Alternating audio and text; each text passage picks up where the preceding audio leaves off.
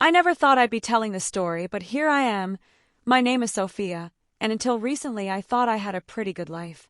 I worked as an accountant at a mid-sized firm, lived in a comfortable apartment in the suburbs, and had what I believed was a solid marriage to Liam, my husband of 10 years. Most importantly, we had our beautiful daughter Freya, who was the light of our lives. Liam and I met in college. He was the charming business major who always knew exactly what to say, and I was the quiet girl who preferred numbers to people. Somehow we clicked. After graduation, we both landed decent jobs, got married, and started building our life together. When Freya came along the years later, everything felt perfect. I can still remember the day everything changed. It was a regular Friday evening in March. Freya, 8 at the time, was already in bed, and Liam and I were sitting at our kitchen table. He had that look on his face, the one that said he had something heavy on his mind. "Sophia, we need to talk," he said, fidgeting with his coffee mug. I knew right then that whatever was coming wasn't good. "What's wrong?" I asked, though part of me already knew there had been signs: late nights at work, mysterious phone calls, the emotional distance that had been growing between us. He took a deep breath. "I've met someone else." Those 5 words hit me like a punch to the gut. Her name was Scarlett. He told me she worked in his department. They'd been seeing each other for months. "I'm sorry," he said, as if that made everything okay. "I never meant for this to happen, but I think I'm in love with her." I sat there numb, as he continued talking about how we'd grown apart and how Scarlett understood him in ways I never could. All I could think about was Freya sleeping peacefully upstairs, unaware that her world was about to be turned upside down. The next few weeks were a blur of mediation sessions and painful conversations. We agreed to keep things civil for Freya's sake. In the end, I got our apartment, and Liam got the car and yacht toys. I never cared much about anyway. He agreed to pay generous child support, and we worked at a custody arrangement where Freya would live primarily with me but spend regular time with her father. "I know I've hurt you," Liam said during our final mediation session, "but I want to do right by Freya." I just nodded. What else could I say? The man I'd loved for a decade had betrayed me, but he was still Freya's father for her sake. I had to find a way to co-parent with him, to push aside my own hurt and anger. A year passed like a blur of workday, homework help, and adjusting to our new routine. Freya had just turned 9, and I was finally starting to feel like I had my feet under me again. Then came the wedding invitation, not for me, of course, but for Freya. Liam was marrying Scarlett. They bought a house together. Or rather, they were moving into her house, a sprawling 3-story in the nice part of town, with a manicured lawn and a 3-car garage, the kind of place that screamed successful couple. The morning of the wedding, I helped Freya get ready. She wore a pale blue dress we picked out together, and I braided her hair the way she liked it. "Are you sure you're okay with me going, Mom?" she asked, watching me in the mirror as I pinned back a stray strand. "Of course. I am, sweetheart," I replied, meeting her eyes in the reflection. "She's going to be your stepmother. It's important that you two have a good relationship, but aren't you?" said I. Turned her around to face me. "Listen to me, Freya. What happened between your dad and me is grown-up stuff. It has nothing to do with you. I want you to have a good relationship with both your dad and Scarlett." Now taking sides. "Okay." She hugged me tight. "You're the best mom ever." Liam picked her up in his new SUV, and I spent the day cleaning the apartment, and definitely not thinking about the wedding. When Freya came home that night, she was full of stories about the ceremony, the cake, and the big house where she'd have her own room for visits. Life went on. I threw myself into work and taking care of Freya. We developed our own little routines: Friday night movies, Sunday morning pancakes, long walks in the park. On Sundays, Freya split her time between our apartment and Liam's house, and things were okay, not great, but okay. Then one day, Freya came bouncing through the door after a weekend at her dad's, practically bursting with news. "Mom, guess what?" she exclaimed, dropping her backpack by the door. "Scarlett is pregnant. I'm going to have a little brother or sister."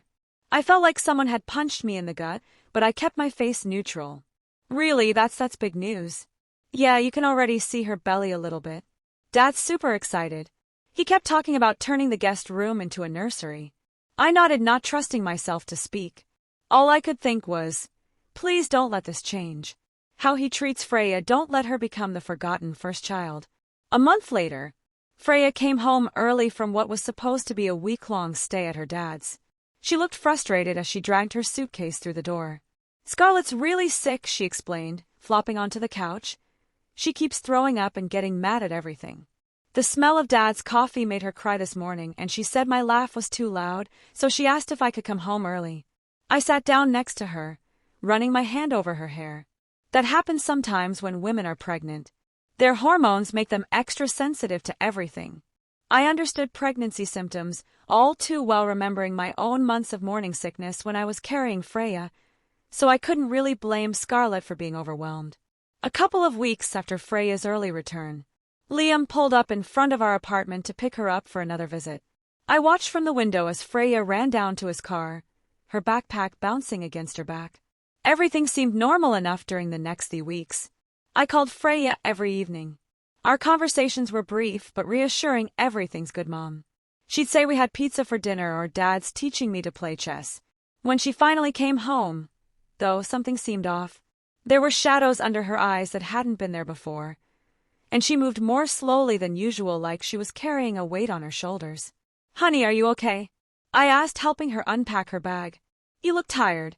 "Oh, I'm fine," she said, waving off my concern.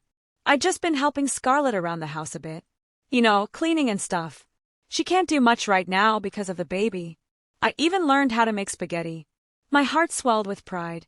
I'd always tried to teach Freya to be kind and helpful to others. "That's really sweet of you, honey," I said, giving her a hug. "I'm proud of you for helping out." Life went back to normal for a few weeks until one evening when my phone rang. It was Liam. "Hey, Sophia," he said, his voice careful and measured. "I need to ask you a favor. According to our custody agreement, Freya was supposed to spend the next month with me, but Liam had other ideas. Would it be okay if Freya stayed with us? Instead, he asked, she and Scarlett have really been bonding lately. Freya's been such a help around the house, and they've gotten really close." I pressed my lips together, considering. "Let me ask Freya what she wants." I called Freya to the phone, and I could hear the hesitation in her voice as she listened to her father's request.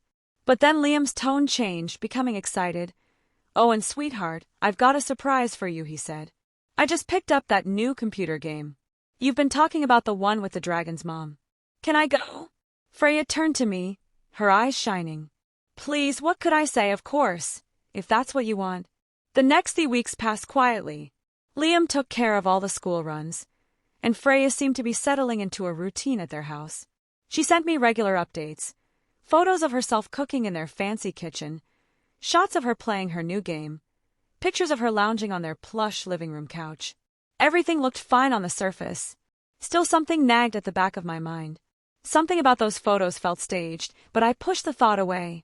I was probably just being paranoid, letting my own feelings about Liam and Scarlet cloud my judgment.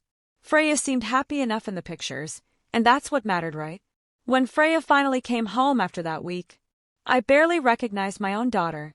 Her face was drawn and pale, with dark circles under her eyes that number 11-year-old should have her shoulders slumped as if she'd been carrying bricks. "Freya. Honey, what's wrong?" I asked, reaching for her. She just waved me off weakly. "I'm really tired. Mom, can I go to bed? Don't you want dinner first?" But she was already dragging herself to her room. She didn't even change into her pajamas, just collapsed onto her bed and was out like a light. Something was very wrong. I waited until she was sound asleep before calling Liam. "What's going on over there?" I demanded. "Freya looks completely exhausted." "Oh, here we go," Liam sighed. I could practically hear him rolling his eyes. "You're exaggerating, Sophia, as usual, exaggerating. Have you seen our daughter? She looks like she hasn't slept in days. She helped Scarlett with some housework. She's just not used to doing chores, probably because someone spoils her at home." The jab stung, but I pressed on. "This isn't about me, Liam. Something's not right." "She's fine," he insisted. "Kids today are so soft. A little work never hurt anyone. She'll adjust." I didn't sleep well that night, waiting for Freya to wake up. When she finally emerged from her room the next afternoon, I sat her down at the kitchen table and made her favorite breakfast for lunch. "Chocolate chip pancakes, sweetie," I said, sliding a plate in front of her. "I need you to tell me what's really going on at your dad's house." Freya pushed the pancakes around with her fork, not meeting my eyes. "It's nothing." "Freya, please. I can see how tired you are." You can tell me anything. You know that she was quiet for a long moment. Then the words started tumbling out. Scarlett doesn't do anything anymore. She says she can't because of the baby, but Mom. She makes me do everything. I have to clean the whole house. Vacuum, dust, mop. Everything. I have to cook too. She makes me cut up vegetables and use the stove. Even though it scares me, my hands clenched into fists under the table. What about relaxing? Don't you get any time to yourself? Sarah's lower lip trembled. I tried to watch LED TV after cleaning one day, but Scarlett said the noise gave her a headache. She just turned it off and told me to go to my room and be quiet, she says.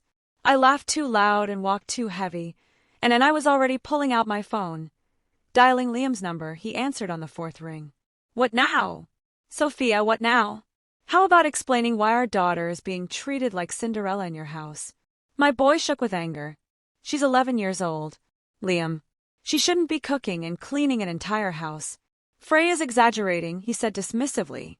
Scarlett just asked for a little help, and we turned down the LED TV because it was too loud. You're making this into something. It's not. She's scared to use the stove. Liam. She's exhausted. This isn't okay. The line went dead. He'd hung up on me. I stared at my phone in disbelief, then looked at Freya, who was still pushing her pancakes around her plate. My daughter, my beautiful, kind-hearted daughter, who was being taken advantage of by the very people who should have been protecting her. After a few days, the situation became even more complicated. I was in the middle of reviewing quarterly reports at work when my phone rang. Seeing it was Freya's school, my heart immediately jumped into my throat. Mrs. Jackson, it was Mrs. Benjamin, Freya's homeroom teacher. I needed to talk to you about Freya's performance. Lately, I gripped my pen. Tighter is everything. Okay. Well, that's just it. Freya's grades have dropped significantly in the past month. She's falling asleep in class. Her homework is often incomplete and she seems exhausted. I know she's always been a good student, which is why this change is concerning. Is everything all right at home? My pen snapped in half. Thank you for letting me know, Mrs. Benjamin. I'm aware of the situation and working on it. The moment I hung up, I tried calling Liam straight to voicemail. I sent him a text. We need to talk about Freya. Her grades are dropping. Call me ASAP. The little red notification appeared under my message almost immediately, but no response came. Not that day, not the next, not for the weeks. When Liam finally showed up at our door for his scheduled time with Freya, I was ready. She's not going, I said, blocking the doorway. His face darkened. Excuse me, you heard me. Her grades are tanking. She's exhausted all the time and her teacher is worried. This isn't healthy, Liam. You can't do this, he growled. We have a custody agreement. If you violate it, I'll take you to court. Go ahead. I'd love to explain to a judge how you're letting your pregnant wife use our daughter as free household labor. Liam pushed past me into the apartment, his face red with anger. Then his expression suddenly shifted, softening as he spotted Freya hovering in the hallway. Princess. He said, his voice gentle now, get your things. Don't worry about what your mom's saying. I promise you won't have to do any more housework. I just miss you, sweetheart. I want to spend time with my girl. I watched Freya's face, saw her wavering. She looked at me uncertain. Just a minute, I said, pulling her aside. While Liam waited by the door, I knelt down and whispered in her ear. Take your phone with you.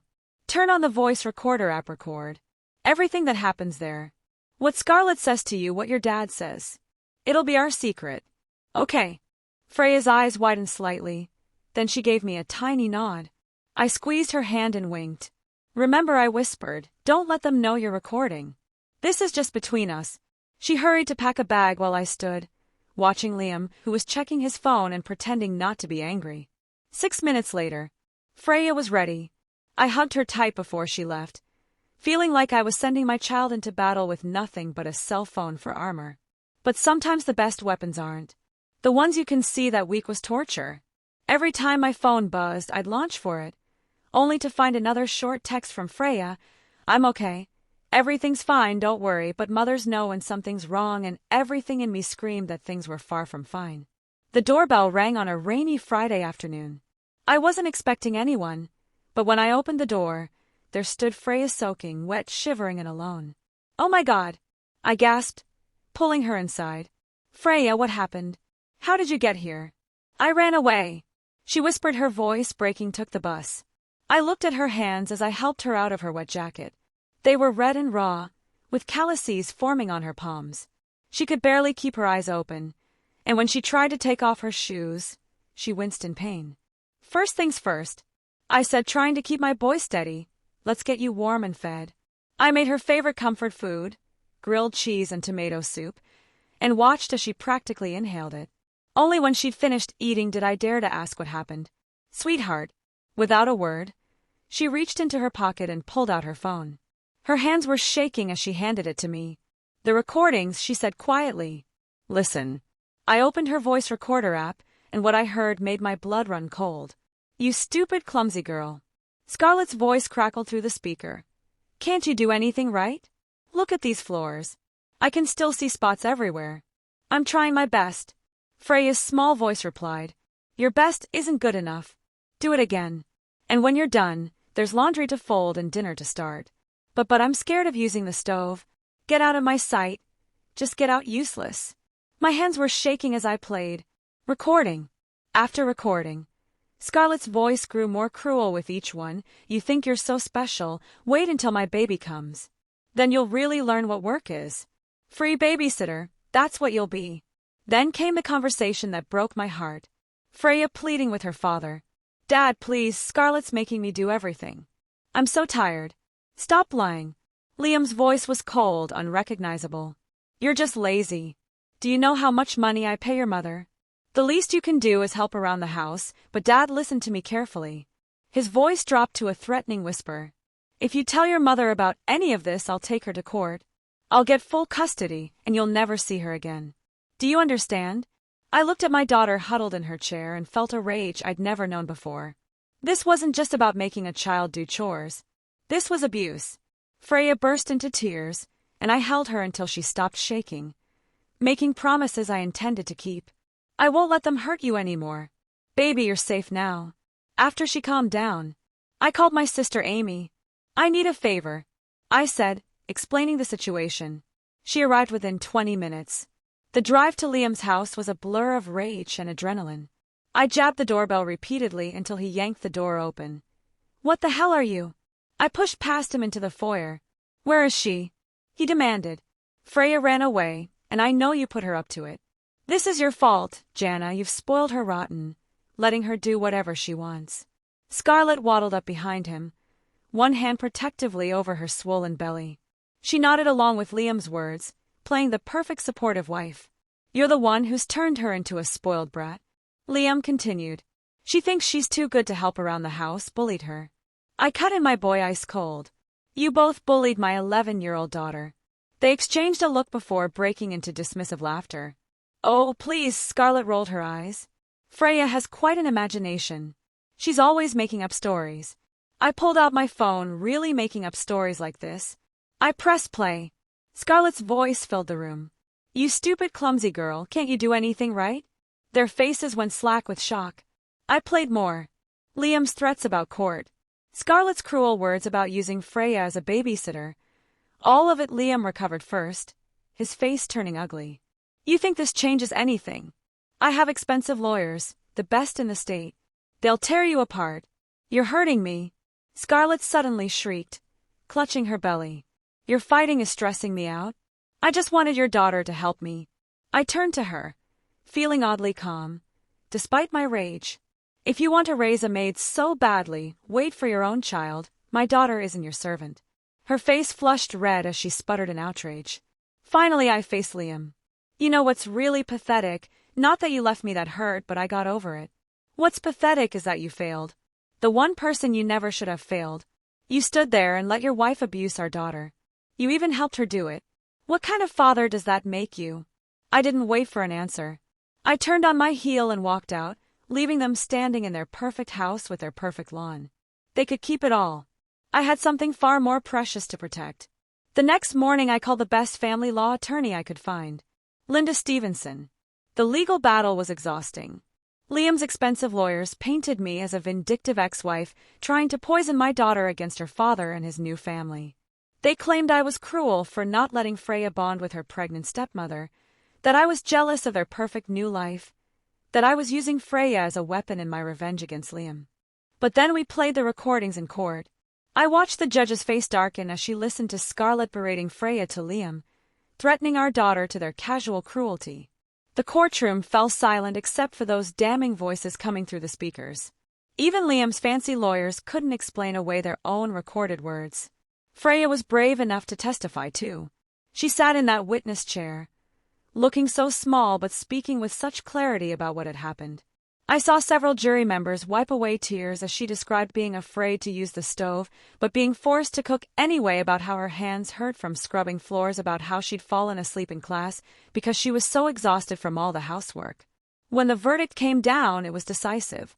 The judge granted me full custody, with Liam losing all visitation rights unless I explicitly permitted them. He would still have to pay child support, but he had no legal right to see Freya without my approval. Liam exploded when the verdict was read. He stormed up to me outside the courtroom, his face red with rage. Happy now, he spat. This is what you wanted all along, isn't it? Revenge because I left you for Scarlett. I looked at him calmly, feeling nothing but pity. You really don't get it, do you? This was never about us. This was about Freya, but congratulations. Liam, you found yourself the perfect partner. She's just as cruel and manipulative as you are. You deserve each other. That was the last real conversation we ever had. Months passed. Freya's grades improved dramatically. Once she wasn't exhausted from being treated like a servant. Her smile came back and her laugh, that beautiful laugh that used to annoy Scarlett so much, filled our home again. We heard through mutual friends that Scarlett had given birth to a son. Liam sent a few texts asking to see Freya, but they were half-hearted at best and stopped entirely after a while. Sometimes I wondered if he ever truly understood what he'd lost. Not just his daughter, but the chance to be the father she deserved. Freya ISS 14. Now, and the other day I overheard her talking to her best friend about the whole situation. Aren't you sad about not seeing your dad? Her friend asked. Sometimes, Freya admitted. But not seeing him is better than being treated like I'm worthless. Besides, I have the best mom in the world. I often look out the window thinking about how far we'd come. The apartment might not be as fancy as Liam's big house, and we might not have expensive cars or yachts, but we have something much more valuable. Peace, love, and respect. Freya doesn't have to fear walking into her own home anymore. She doesn't have to be anyone's servant or scapegoat. She can just be herself, a bright, funny, kind-hearted teenager who deserves every happiness in the world. As for me, I've learned that sometimes the happy ending isn't the one you imagined. Sometimes it's better. Sometimes it's just a mom and her daughter making pancakes on Sunday mornings, watching movies together and filling their home with laughter. That's as loud as they want it to be. If you enjoyed this suspenseful story and want to hear more, please make sure to like, subscribe, and hit the notification bell for more thrilling content. Your support means a lot and helps me create more captivating stories for you. Thank you for being part of this journey.